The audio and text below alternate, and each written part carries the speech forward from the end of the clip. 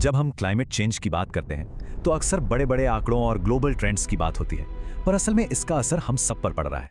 तो चलिए इस कहानी को जरा अलग तरह से समझते हैं। बड़े ग्लोबल लेवल के बदलावों से शुरू करके ये देखेंगे कि इसका असर लोगों पर, हम पर कैसे पड़ रहा है, और आखिर में ये भी जानेंगे कि आगे का रास्ता क्या हो सकता है। शुरुआत करते हैं एक ऐसे इंसान की कहानी से जो इन बदलावों को बिल्कुल अपनी आंखों के सामने होते देख रहा है। डैनी आर्नोल्ड एक आइस क्लाइंबर हैं। सोचिए, उनके लिए ये ग्लेशियर सिर्फ बर्फ के पहाड़ नहीं है, ये उनकी प्रेरणा है, उनकी दुनिया है। और अब वो कह रहे हैं कि 90 साल में ये सब खत्म हो जाएगा। ये सुनना ही कितना दुखद है ना? डैनी की जो बात है वो सिर्फ एक इमोशनल कहानी नहीं है, इसके पीछे एक ठोस साइंटिफिक रियलिटी है। वो है ये number 1.5 degree Celsius. Industrial revolution के बाद से हमारी पृथ्वी का एवरेज टेम्परेचर इतना बढ़ चुका है। ये सिर्फ एक आंकड़ा नहीं है, ये वो हकीकत है जो डैनी जैसे लोगों को अपनी आंखों से देख रही है। तो ये जो संकट है, ये हमारे प्लैनेट पर असल में दिखता कैसा है?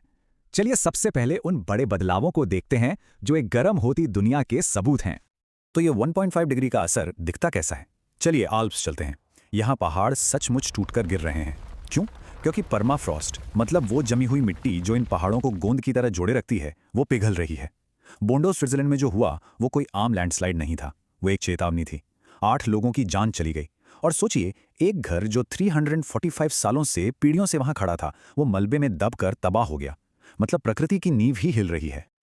और ये सिर्फ आल्प्स की बात नहीं है, साइबेरिया में भी कुछ ऐसा ही हो रहा है। वहां की जमीन जो हजारों सालों से बर्फ की तरह जमी हुई थी, अब वो पिघल रही है। ये सिर्फ सतह का पिघलना नहीं है, ये धरती के इतिहास का पिघलना है। और इसकी रफ्तार देखिए, सिर्फ 20-21 सालों में परमाफ्रॉस्ट के पिघलने की गहराई लगभग दोगुनी हो गई है। और ये बहुत खतरनाक है, क्योंकि जब ये परमाफ्रॉस्ट पिघलता है तो इससे मीथेन जैसी पावरफुल ग्रीन हाउस गैसें निकलती हैं जो गर्मी को और भी ज्यादा बढ़ा देती हैं। ये एक तरह का दुष्चक्र है। चलिए अब दूर के इलाकों से निकलकर दुनिया के सबसे ज्यादा आबादी वाले देशों में से एक भारत में जमीनी हकीकत पर नजर डालते हैं। यहाँ पर क्लाइमेट चेंज का असर बहुत ही पर्सनल और सीधा है। ये लाइन भारत में हीट वेव के संकट को बताने के लिए काफी है। ये एक दिल दहला देने वाली तस्वीर है। जब जानवर तक गर्मी से बेहाल होकर आसमान से गिरने लगे तो इंसानों के लिए ये कितनी बड़ी चेतावनी है, इसका अंदाजा लगाया जा सकता है। और देखिए, ये सिर्फ गर्मी की बात नहीं है, ये संकटों का एक पूरा सिलसिला है। एक तरफ भीषण गर्मी है तो दूसरी तरफ मानसून का कोई भरोसा नहीं रहा।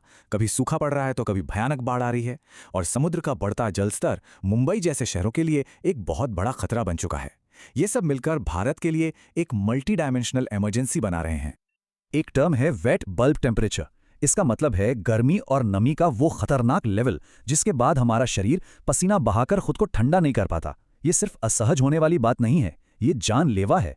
ऐसी कंडीशन में अगर कोई स्वस्थ इंसान छांव में आराम भी कर रहा हो तो भी उसके शरीर का तापमान बढ़ता चला जाता है, जो मौत का कारण बन सकता है।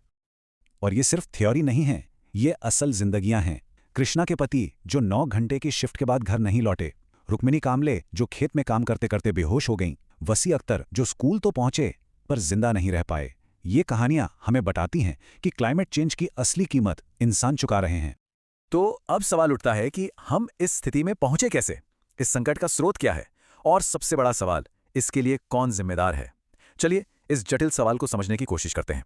अगर हम 1850 से लेकर अब तक के कुल इमिशंस को देखें तो एक बहुत ही असमान तस्वीर सामने आती है। अमेरिका और यूरोपियन यूनियन, जिनकी आबादी दुनिया का एक छोटा सा हिस्सा है, वो ऐतिहासिक रूप से सबसे बड़े उत्सर्जक रहे हैं। समाधान की बात करते समय इस ऐतिहासिक जिम्मेदारी को ध्यान में रखना बहुत जरूरी है। अच्छा, अगर हम देशों से हटकर कंपनियों पर नजर डालें तो तस्वीर और भी साफ हो जाती है। आपको जानकर हैरानी होगी कि दुनिया के 70% से ज्यादा कार्बन डाइऑक्साइड एमिशंस के लिए सिर्फ 78 कार्बन मेजर्स यानी बड़ी फॉसिल फ्यूल कंपनियां जिम्मेदार हैं। इससे जिम्मेदारी कुछ खास जगहों पर और भी केंद्रित हो जाती है। यहीं पर एक बड़ा सवाल खड़ा होता है, एमिशन के लिए जिम्मेदार कौन है? वो देश जहां सामान बनाया जा रहा है यानी प्रोड्यूसर, या वो देश जहां उस सामान को इस्तेमाल किया जा रहा है यानी कंज्यूमर? देखिए, कार्बन को गिनने के 2 तरीके हैं और दोनों से कहानी बिल्कुल बदल जाती है। अगर हम प्रोडक्शन बेस्ड काउंटिंग करें, यानी जहां सामान बन रहा है, तो चीन जैसे देश बड़े उत्सर्जक दिखते हैं। लेकिन अगर हम कंजम्पशन बेस्ड काउंटिंग करें, यानी जहां वो सामान इस्तेमाल हो रहा है, तो अमेरिका और यूरोप जैसे पश्चिमी देशों की जिम्मेदारी काफी बढ़ जाती है, क्योंकि वो इन चीजों के सबसे बड़े इंपोर्टर हैं। तो अब तक हमने समस्या और उसके कारणों को समझा।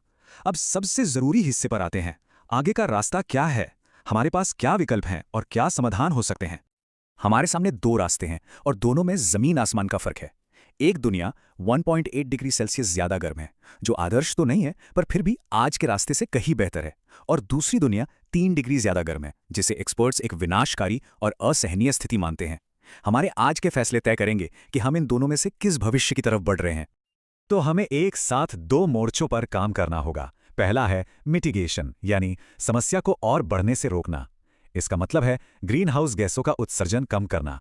और दूसरा है अडैप्टेशन, यानी जो बदलाव आ चुके हैं और जो आने वाले हैं उनके साथ जीना सीखना, जैसे बाढ़ से बचने के लिए बेहतर इंफ्रास्ट्रक्चर बनाना। और अच्छी बात यह है कि हमारे पास समाधान मौजूद हैं। फॉसिल फ्यूल्स को छोड़कर रिन्यूएबल एनर्जी जैसे सोलर और विंड अपनाना, जंगलों को बचाना और नए पेड़ लगाना, पानी को बेहतर तरीके से मैनेज करना, हेल्थ केयर सिस्टम को मजबूत बनाना, ये सब वो कदम हैं जो उठाए जा सकते हैं। चुनौती बस इन्हें तेजी से और बड़े पैमाने पर लागू करने की है। तो आखिर में हम एक सवाल के साथ रुकते हैं। कोई सीधा जवाब नहीं है। हम एक ऐसे मोड़ पे खड़े हैं जहां अगले कुछ साल ये तय करेंगे कि आने वाली पीढ़ियों के लिए ये ग्रह कैसा होगा। अब सवाल हम सब पर है कि हम सब मिलकर कौन सा रास्ता चुनेंगे।